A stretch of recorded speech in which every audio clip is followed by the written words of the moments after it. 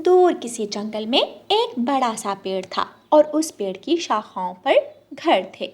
उन घरों की मालकिन चील थी। चील ने वो घर किराए पर दिए हुए थे।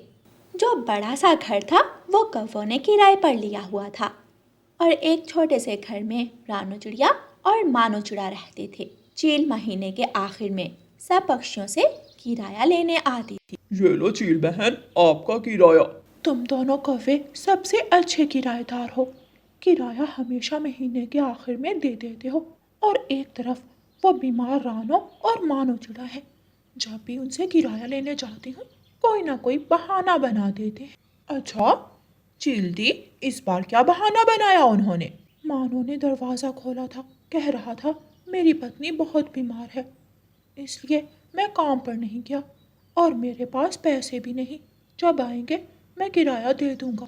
तोबा तोबा चील दी, वो दोनों बहुत बड़े झूठे हैं।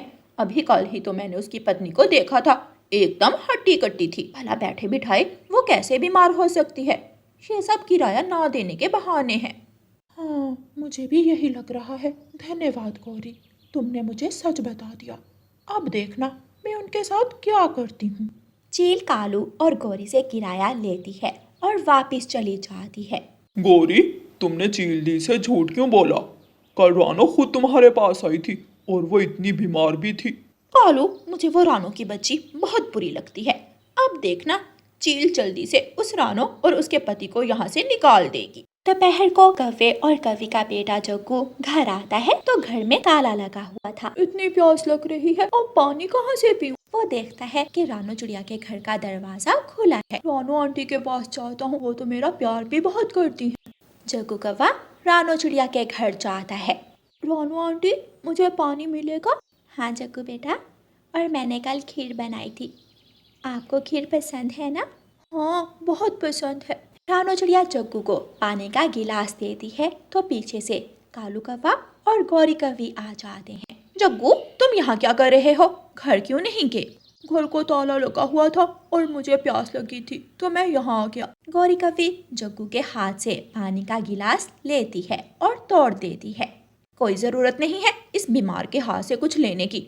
जग्गू बेटा, ये खुद तो बीमार है, आपको भी बीमार कर देगी। गौरी बहन, ये आप क्या कह रही हैं? जग्गू को मेरे खिलाफ क्यों भड़का रही हैं? तुम चुप करो। गरीब और बीमार पति पत्नी, तुम दोनों यहाँ से चले क्यों नहीं जाते? हम सबको भी चैन आ जाएगा। लेकिन गौरी बहन, हमने किया क्या है जो आप इतनी नफरत करती हो हमसे? बस मुझे तुम जैसे बीमार पक्षी पसंद नहीं। खुद तो बीमार हो और बाकी सबके लिए भी मुश्किल बनते हो। तुम जैसे गरीब पक्षियों को तो मर ही जाना चाहिए। गौरी बहन, अब बहुत हो गया, अब जाइए यहाँ से। निकलोगी तो तुम यहाँ से। बहुत जल्द चील दी तुम्हें इस घर से निकाल देगी, फिर हमें सुकून मिलेगा। ऐसी जली कटी सुनाकर गौरी कौवी वहाँ से चली जाती है। जब रात को रानो चिड़िया का पति घर आता है तो रानो उसे सारी बात बताती है। मानो चिड़ा कालू कौवे के घर जाता है। कालू और गौरी, दोबारा मुझे और मेरी पत्नी को बेइज्जत करने की जरूरत नहीं है। तुम्हारी पहले कौन सा इज्जत है जो बेइज्जत हो गए? किराया तो तुम देते नहीं हो। वो तुम्हारा मसला नहीं है। चील बहन हमारी मजबूरी जानती है। अगले दिन बहुत तेज बारिश होती है और रानो और मानो चिड़े के दरवाजे पर दस्तक होती है। मानो चिड़ा दरवाजा खोलता है तो चील 2 नए किराएदारों को लेकर खड़ी थी। जल्दी से ये घर खाली करो, ये घर अब इनका है। जी, आप हमारे साथ मजाक कर रही हैं? इतनी तेज बारिश है, हम कहाँ जाएंगे? ये मेरा मसला नहीं है। ये पक्षी मुझे किराया ज्यादा दे रहे हैं, तुम्हारी तरह नहीं है जो हमेशा बहाने बनाते हो। रानो चिड़िया भी घर से बाहर आती है। चील बहन, मैं बीमार हूँ, हम दोनों इतनी तेज बारिश में कहाँ जाएंगे? मैं तो वैसे ही मर जाऊंगी। गौरी कौवी भी अपने घर से बाहर निकलती है। चील दी, जल्दी निकालो इन दोनों को, आज ही निकालो, फिर हम भी अपना किराया ज्यादा देंगे। चील ये सुनकर खुश हो जाती है और दोनों रानो चिड़िया और उसके पति को धक्के मारकर अपने घर से बाहर निकाल देती है। दोनों पति पत्नी रोते हुए वहाँ से चले जाते हैं। वो दोनों दूसरे जंगल की तरफ निकल जाते हैं। रानो चिड़िया तो पहले ही बीमार थी। तेज बारिश की वजह से उसकी तबीयत और भी ज्यादा खराब हो जाती है। रानो, तुम्हें तो बहुत तेज बुखार है, तुम मत उड़ो, मैं देखता हूँ कि कहीं आसपास से कोई घोंसला मिल जाए। मानो चिड़ा घर ढूंढने चला जाता जाता है। थोड़ी ही दूर उसे एक घर नजर आता है। वो उस घर के दरवाजे पर दस्तक देता है तो आगे से फाख्ता बाहर निकलती है। मेरी पत्नी बहुत बीमार है। इतनी तेज बारिश में हम कहीं उड़ भी नहीं सकते। क्या हम एक रात आपके घर गुजार सकते हैं? हाँ हाँ ज़रूर, चलिए मैं भी आपके साथ आपकी पत्नी को लेने जाती हूँ। फिर रानो चिड़िया और मानो फाख्ता के घर आ जाते हैं। आप दोनों को भूख लगी होगी। नहीं, हम आप पर और बोझ नहीं बनना चाहते। इसमें बोझ वाली क्या बात है? मैं यहाँ अकेले रहती हूँ, हमेशा बोर होती हूँ और अकेले खाने का मज़ा भी नहीं आता। आज मज़े से आपके साथ खाना खाऊंगी। फाख्ता उनके सामने खाना रखती है और वो सब खुशी खुशी खाना खाते हैं।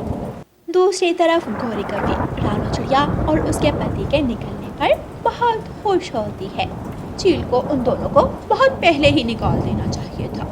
गौरी, वैसे उन दोनों के साथ हमने कुछ अच्छा नहीं किया। हमने तो सबका भला किया है। वो रानो जितनी बीमार थी वो बीमारी तो यहाँ हर किसी को लग सकती थी। हमने तो सब पक्षियों को बचाया है। मम्मा, रानो आंटी मेरा बहुत प्यार करती थी। बेटा, वो प्यार करने का नाटक करती थी। वो तो तुम्हें पानी में कुछ मिला कर देने लगी थी। मैंने तुम्हें बचा लिया। वो दोनों इतनी तेज बारिश में कहाँ जिंदा रहे होंगे, मर गए होंगे अब तक तो। तभी एक तेज हवा का झोंका आता है और गौरी और कालू कवि का घर पेड़ से उखड़ता है और उनका घर पेड़ से नीचे गिरकर टूट जाता है। वो सब रोने लग जाते हैं। मेरा प्यारा घर, कालू जी, अब हम रात कैसे गुजारेंगे? मम्मा, आपने रानो आंटी का बेघर होने पर मजाक उड़ाया। अब देखो हमारा ही घर टूट गया। फिर गौरी कवि बहुत पछताती है, मगर अब पछताने का कोई फायदा नहीं था। दूसरी तरफ फाख्ता रानो चिड़िया और उसके पति को अपने घर में ही रख लेती है और वो सब खुशी खुशी रहने लगते हैं। प्यारे दोस्तों, इस कहानी को लाइक, अपने दोस्तों के साथ शेयर और चैनल को सब्सक्राइब करना बिल्कुल मत भूलना। आपका धन्यवाद।